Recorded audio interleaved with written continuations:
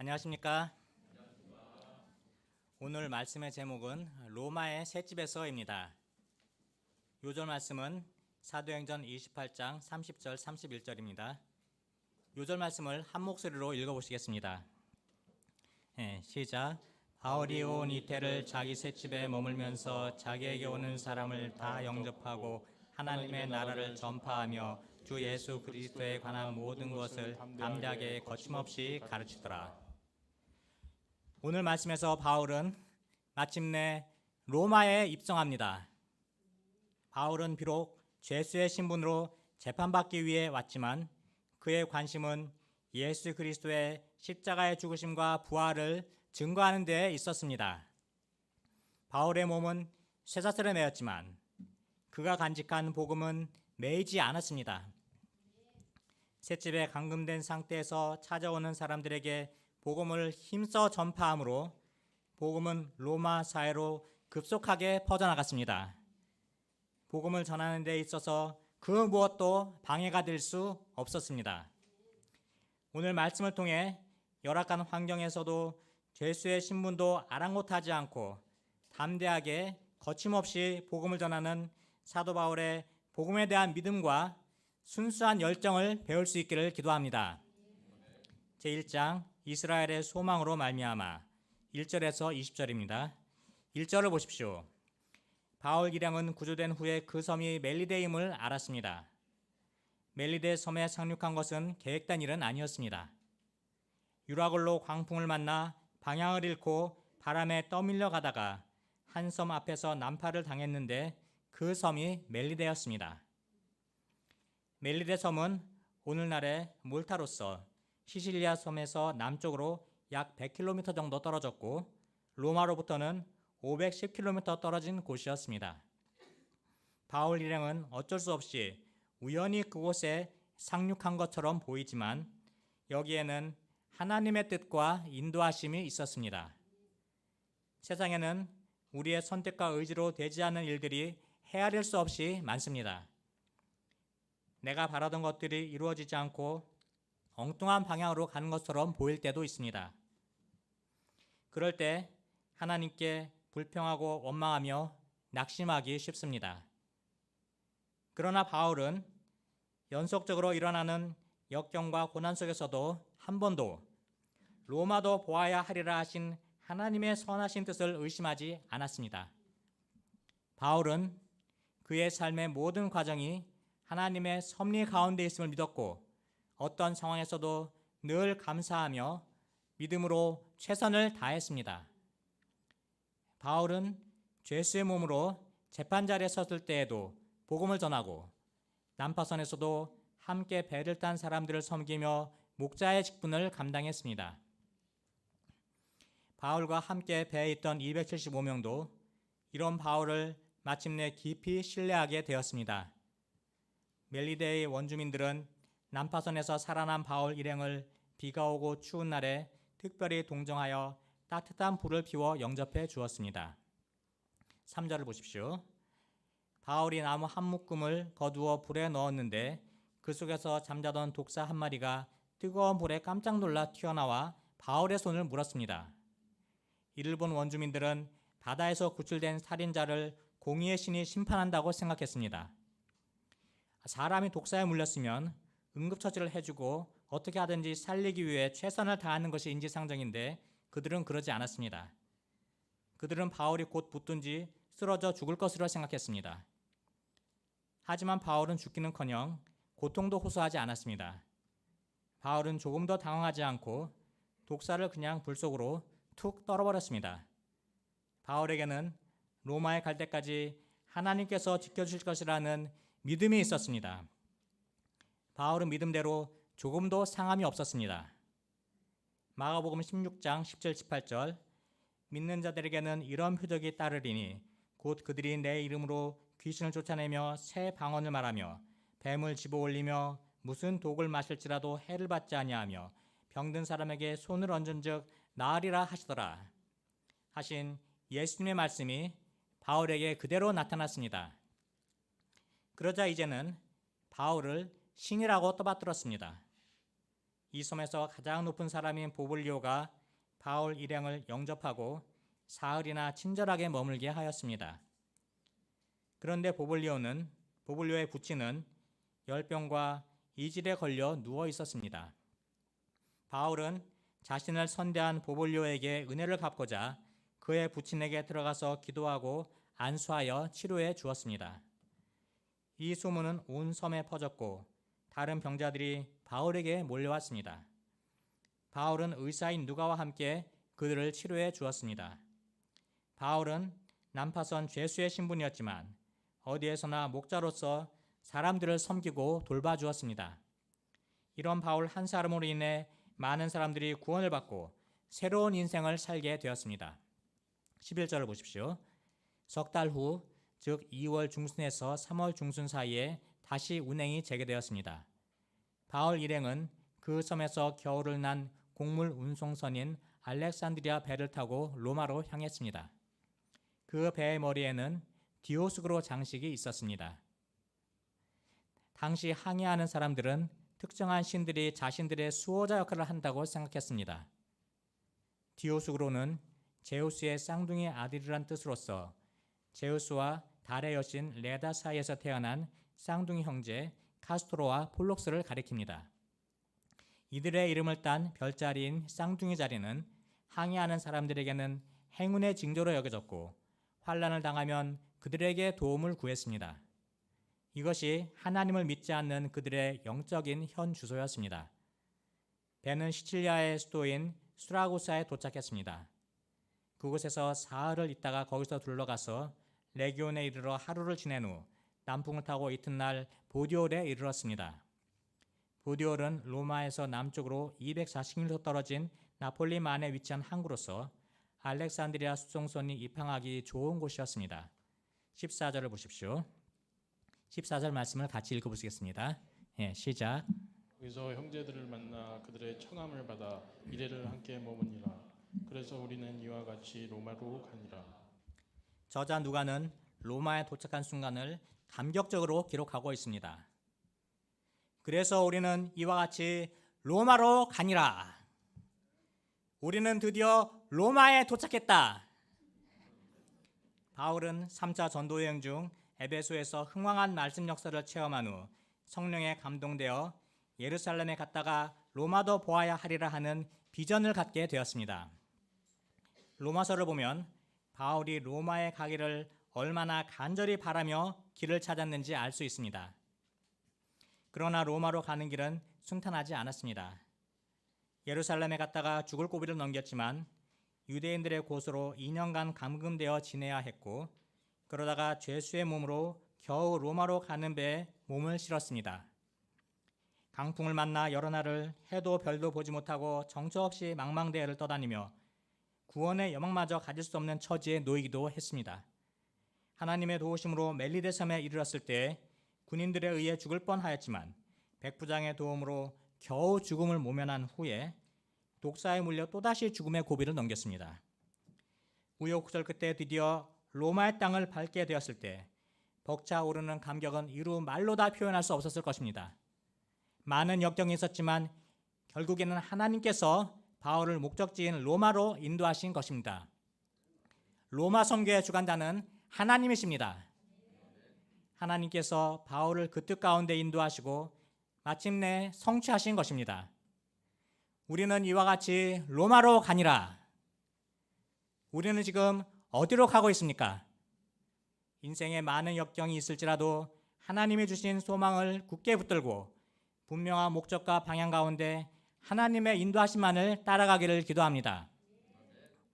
보디올에서 로마까지는 도보로 10일 정도 걸리는데 백부장 율리오는 충분한 휴식을 하도록 시간을 주었습니다. 바울 일행은 그리스도인 형제들을 만나서 그들과 함께 이래를 머물렀습니다. 그들은 오순절 사건 때 사도 베드로의 설교를 듣고 개종한 후 로마로 온 사람들이거나 바울이 써서 보낸 로마서를 읽고 믿음의 사람으로 변화된 사람들로 추측됩니다. 이방 문화 속에서 하나님의 말씀조차 구별된 삶을 사느라 외롭고 힘들게 살던 그들은 소문으로만 듣던 바울을 직접 만났을 때 너무나 기뻤을 것입니다. 그들은 주님의 이름으로 함께 교제하고 풍성한 복음을 들음으로 큰 위로와 힘을 덧입었습니다. 그 후 바울은 다시 로마를 향해 여행을 시작했습니다. 15절을 보십시오. 15절 말씀 같이 읽어보시겠습니다. 시작. 형제들이 우리 소식을 듣고 아비오 광장과 트레이스 타베르네까지 맞으러 오니 바울이 그들을 보고 하나님께 감사하고 담대한 마음을 얻으니라. 로마에 있는 그리스도인 형제들은 바울이 곧 도착할 것이라는 소식을 듣고 아비오 광장과 트레이스 타베르네까지 맞으러 나왔습니다. 아비오 광장은 로마에서 남쪽으로 70km 정도 떨어진 곳으로서 BC 312년 로마의 감찰관 아비우스 클라우디우스가 건설하였다고 합니다. 이 도로는 로마로 향하는 길 가운데 가장 오래되고 완벽한 도로로서 전쟁에서 승리한 군인들이 전쟁 포로들과 전리품을 끌고 로마까지 개선 행진하였습니다. 이는 바울이 죄수의 신분으로 로마에 왔지만 영적 싸움에서 승리하고 개선 장군으로 로마에 입성하고 있음을 상징합니다. 트레스 타베르네는 로마에서 56km 정도 떨어진 곳이었습니다. 트레스 타베르네는 새 여관이라는 뜻으로서 여행자들을 위한 휴식과 숙박을 제공하는 곳이었습니다. 그곳 형제들은 하루길 이상을 걸어와 바울 일행을 따뜻하게 맞이해 주었습니다. 이는 로마 성도들이 바울을 얼마나 사랑하고 존경했는지를 나타냅니다. 그들은 죄수의 몸으로 쇠사슬에 묶여서 가고 있는 바울을 조금도 부끄러워하지 않았습니다. 로마에 오기까지 바울은 많은 어려움을 겪었지만 사랑하는 로마 성도들이 베풀어준 따뜻한 환영과 섬김으로 인해 하나님께 감사하며 큰 위로와 힘을 덧입을 수 있었습니다. 험한 불신 세상에서 함께 할 수 있는 동역자들이 있다는 것이 얼마나 감사한 일인지 모릅니다. 때로는 생각이 서로 달라서 티격태격할 때도 있지만 같은 믿음과 소망을 가진 믿음의 형제 자매들이야말로 세상에서 가장 귀한 전우라 할 수 있습니다. 거칠고 험한 세상에서 믿음의 동역자들을 허락하신 하나님께 감사와 찬송을 돌려드립니다. 믿음의 동역자들을 귀하게 여기고 서로 힘을 얻고 담대한 믿음으로 세상을 이기고 승리하는 삶을 살기를 기도합니다. 16절을 보십시오. 우리가 로마에 들어가니 바울에게는 자기를 지키는 군인과 함께 따로 있게 허락하더라. 우리가 로마에 들어가니 마침내 바울은 당시 세계의 중심지인 로마에 입성함으로 그의 간절한 열망이 이루어졌습니다. 겉으로 보기에는 죄수 한 사람이 로마에 도착한 평범한 사건처럼 보이지만 그의 입성은 세계 선교 역사에 지대한 영향을 끼친 엄청난 사건이었습니다. 바울은 자기를 지키는 한 군인과 함께 따로 있도록 약간의 자유를 허락받았습니다. 가택연금 상태에서 아무런 제재를 받지 않고 복음을 전할 수 있는 환경이 주어진 것입니다. 하나님을 자유롭게 예배하고 복음을 전할 수만 있다면 감옥이나 셋집이나 아무것도 문제가 되지 않았습니다. 양들에게 말씀을 가르치고 도울 수 있다는 자체가 큰 축복이요 은혜였습니다. 바울이 로마에 도착하여 가장 먼저 유대인 중 높은 사람들을 초청하여 그들에게 자신이 어떻게 로마에 오게 되었는지 설명하였습니다. 바울은 아무 죄가 없지만 유대인들이 자신을 죽이고자 했기 때문에 어쩔 수 없이 가이사에게 상소를 하여 로마에 오게 되었다고 말했습니다. 그러나 바울이 로마에 온 진짜 이유는 무엇입니까? 20절을 한 몫으로 읽어보시겠습니다. 시작.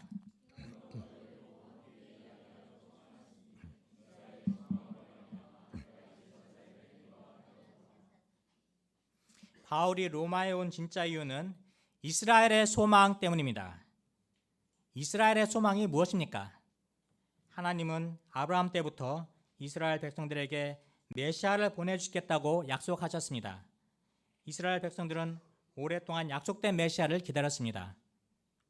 또 이사야가 이르되 이새의 뿔이 곧 열방을 다스리기 위하여 일어나시는 이가 있으리니 열방이 그에게 소망을 두리라 하였느니라. 로마서 15장 12절입니다.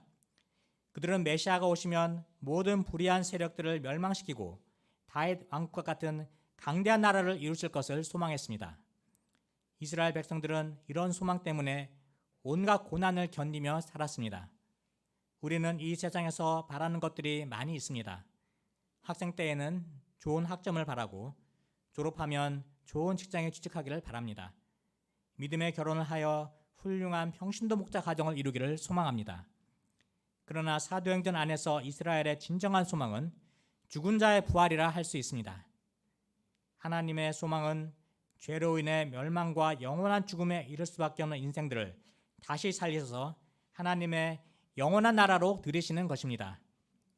죽은 자의 부활은 예수 그리스도의 죽으심과 부활로 말미암아 성취되었습니다. 하나님의 구원 역사는 예수 그리스도를 통해 완성되었습니다. 그러므로 궁극적으로 이스라엘의 소망은 예수 그리스도라 할 수 있습니다. 우리는 예수님 자체의 진정한 소망을 두어야 합니다. 세상에는 우리를 얽매이게 하는 것들이 많습니다. 공부가 우리를 얽어매고 때로는 가정이, 때로는 직장이, 때로는 물질이, 때로는 부모님이나 자녀나 친구가 우리를 얽어맵니다. 그러나 바울은 그들이 그토록 기다리던 메시아가 마침내 이 땅에 오시다는 소식을 전해주기 위해 쇠사슬에 매인 채 로마에 왔다고 말합니다. 바울은 로마 시민권자로서 특권을 누리며 편안하고 자유롭게 살 수 있었습니다. 인생을 얼마든지 즐기며 살 수 있었습니다.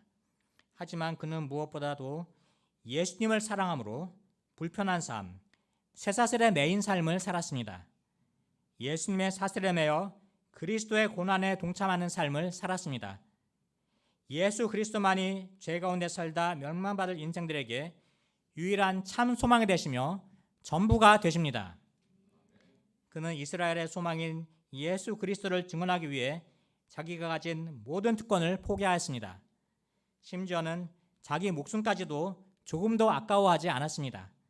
하나님이 우리에게 주신 소망 또한 부활의 소망이요 영생의 소망임을 믿습니다.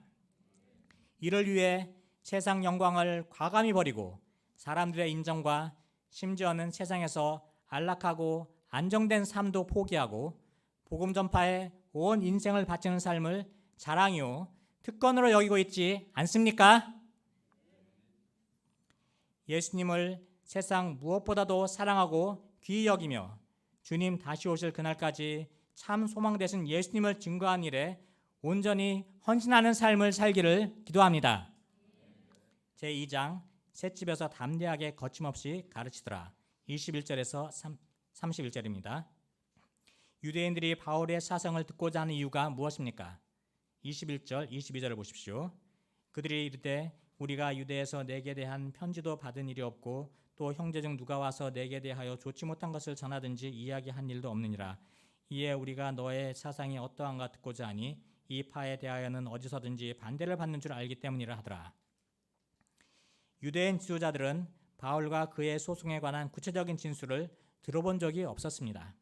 다만 그리스도라 불리는 인물을 추종하는 사람들의 파에 대해 끊임없이 들려오는 부정적인 이야기를 들었을 뿐입니다. 특히 로마인들은 그리스도인들을 로마 제국의 체제를 위협하는 존재로 인식하고 반대했습니다. 그래서 바울이 말하는 내용에 대해 흥미를 가졌습니다. 23절을 보십시오.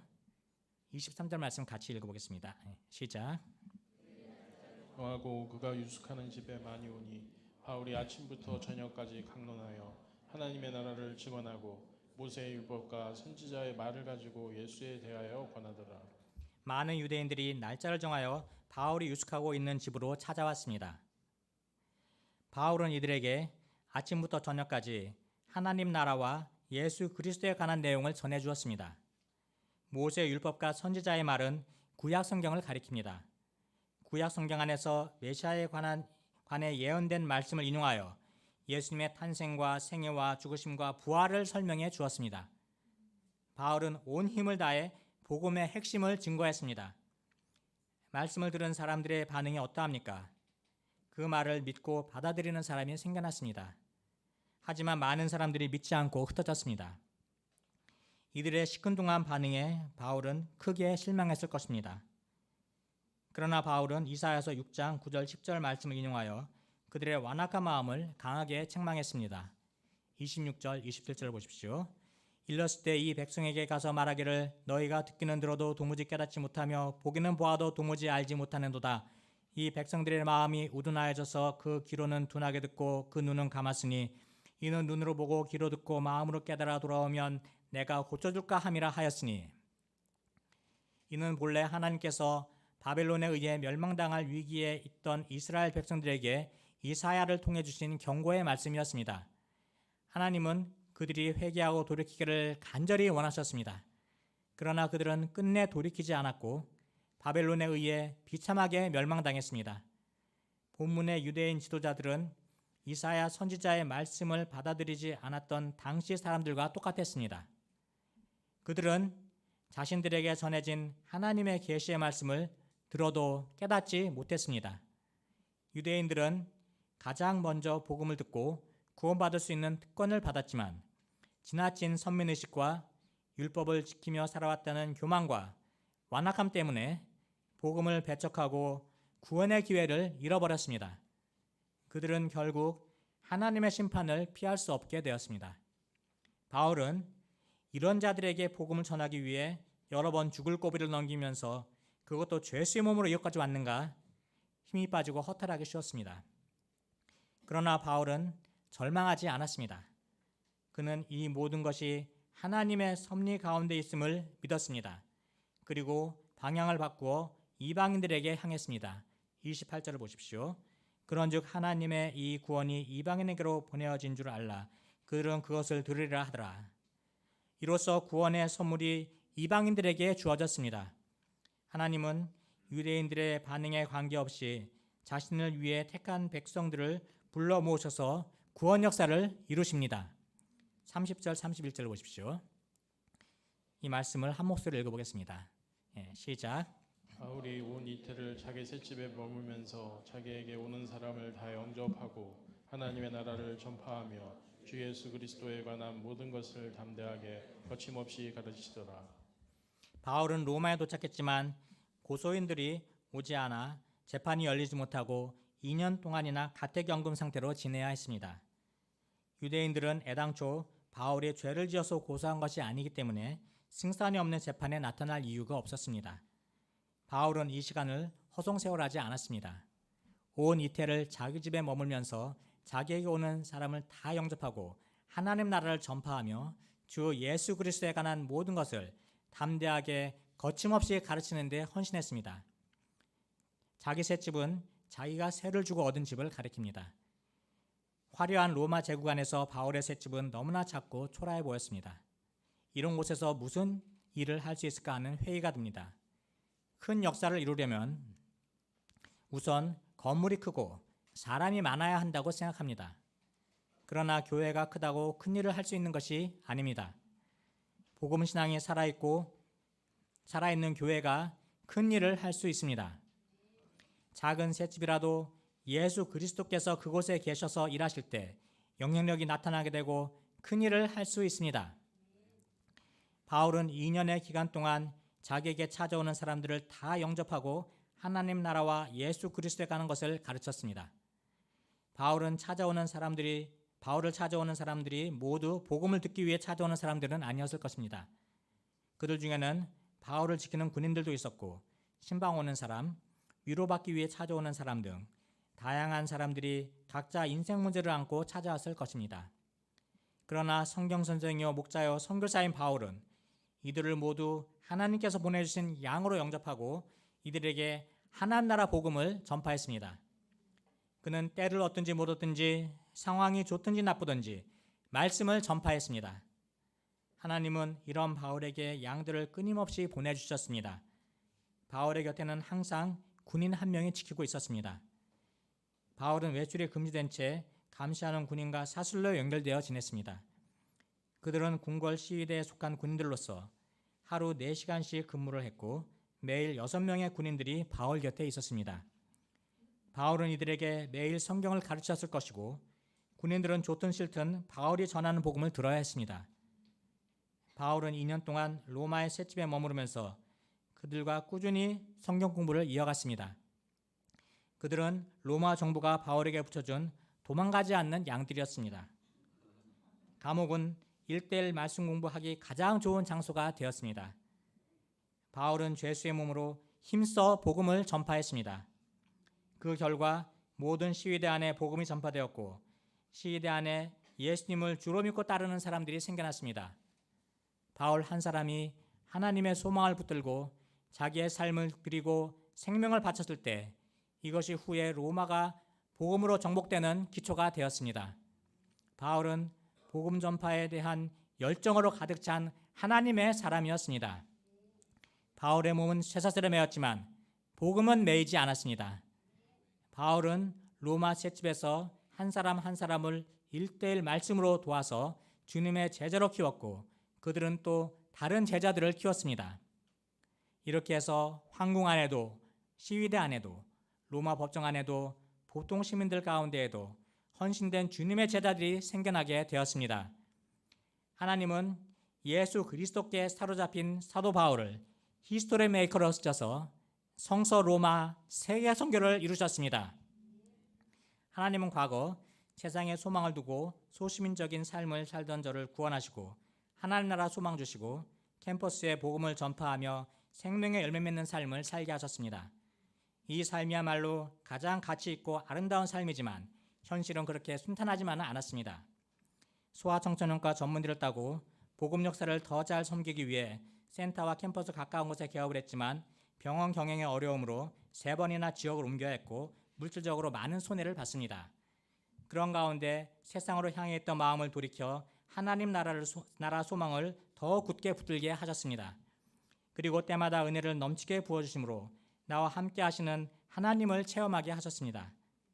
그러나 갈수록 기독교에 대한 배척은 심해지고 말씀을 들으려 하는 양들을 만나는 것은 힘든 현실을 생각하면 내가 할 수 있는 일이 점점 더 없어지는 것 같았습니다. 센터 주변에 새롭게 들어서는 아파트들을 보면 사명을 감당하느라 아둥바둥 사는 나의 삶이 초라하게 느껴졌습니다. 그리고 이제는 좀 여유 있게 살고 싶어졌습니다. 그러나 오늘 말씀을 묵상하면서 하나님 나라에 대한 소망을 잃어버리고 눈에 보이는 세상의 헛된 소망에 마음을 빼앗겨 잠시 흔들리고 있는 자신을 발견하고 회개하였습니다. 무엇보다 이태 동안 감옥에서 1:1 말씀 전파 사명을 힘써 감당한 바울을 통해 큰 은혜를 받았습니다. 이 땅에서의 우리의 삶은 영원하지 않습니다. 바울에게 재판을 기다리면서 이태 동안의 기간이 주어졌던 것처럼 모든 사람에게는 하나님 나라에 가기까지 주어진 기간이 있습니다. 제가 이 기간 동안 하나님께서 주신 소망을 붙들고 흔들림 없이 복음 전파 사명에 헌신하기를 기도합니다. 부족한 저희를 캠퍼스 복음의 일꾼으로 택하시고 부활의 증인으로 사용하시는 은혜에 감사하며 담대하게 거침없이 1:1 복음 전파 사명을 힘써 감당하기를 기도합니다. 이를 통해 캠퍼스가 복음으로 정복되고 성수한국과 세계선교 역사에 히스토리 메이커로 쓰임받는 영광스러운 삶을 살기를 기도합니다. 결론적으로 사도행전의 전체 요절은 1장 8절입니다. 오직 성령이 너에게 임하시면 너희가 권능을 받고 예루살렘과 온 유대와 사마리아와 땅끝까지 이르러 내 증인이 되리라. 오순절에 성령이 임했을 때 두려움에 떨던 제자들이 성령 충만함을 받고 담대하게 복음을 증거하는 능력 있는 종으로 변화되었고 베드로와 요한을 중심으로 예루살렘에 복음이 전파되었습니다. 영적 무지로 인해 그리스도인들을 박해하는 일에 앞장섰던 바울이 다메섹 도상에서 부활의 예수님을 만나고 성령에 사로잡혔을 때 위대한 복음 전도자요 이방인의 사도가 되어 아시아와 그리스 지역을 넘어 로마에까지 복음이 전파되고 다른 지역으로 계속 퍼져나갔습니다. 사도행전은 바울이 로마의 셋집에서 사람들에게 담대하게 거침없이 복음을 전한 모습으로 끝이 납니다. 사도행전에는 결말이 없습니다. 성령을 통해서 이루어지는 복음 역사는 지금까지 계속되고 있습니다. 오늘날에도 하나님은 택하신 종들을 통해서 땅끝까지 복음을 전파하는 사도행전 역사를 이루고 계십니다. 사도행전의 역사는 예수님께서 재림하시는 날까지 계속될 것입니다. 이 역사의 주인공은 바울처럼 복음 역사에 헌신된 사람들입니다. 우리가 하고 있는 1:1 성경 공부를 통해 복음은 세상으로 점점 더 멀리 퍼져나갈 것입니다. 그래서 하나님께서 구원하시기로 작정된 자들은 모두 구원을 받고 이 땅에 하나님 나라가 확장되어 갈 것입니다. 부족하고 연약한 저희들을 이 시대 사도행전 역사의 주인공으로 불러주시고 귀하게 사용하시는 하나님께 감사와 찬송과 영광을 돌려드립니다. 저희가 날마다 성령 충만함을 덧입고 캠퍼스에 하나의 나라를 전파하기를 기도합니다. 주 예수 그리스도에 관한 모든 것을 담대하게 거침없이 가르치며 계속해서 사도행전 29장의 역사를 써나갈 수 있기를 기도합니다. 기도하겠습니다. 사랑과 은혜의 주 하나님 아버지, 세상 가치관을 따라 살다 죽어 영원한 심판에 이를 자들을 사랑하사 독생자 예수님을 땅에 보내시고 십자가에 죽으시고 부활하심으로 말미암아 죄와 죽음에서 구원하시고 영생을 허락하신 데 감사합니다. 부족한 저희들에게 생명의 말씀을 맡겨주시고 일대일 말씀 전파를 통한 캠퍼스 구원 역사에 쓰임받는 삶을 살게 하신 데 감사합니다. 저희가 유혹이 많은 이 시대에 하나님 주신 소망을 굳게 붙들고 하나님의 인도하심을 따라가기를 기도합니다. 어떤 환경과 상황에서도 성령의 능력을 덧입고 담대하게 거침없이 복음을 전파하며 하나님께서 이루시는 사도행전 역사의 주인공으로 쓰임받기를 기도합니다. 사도행전 말씀 중에 베풀어 주신 모든 은혜에 감사하며 예수 그리스도 이름으로 기도드립니다. 아멘.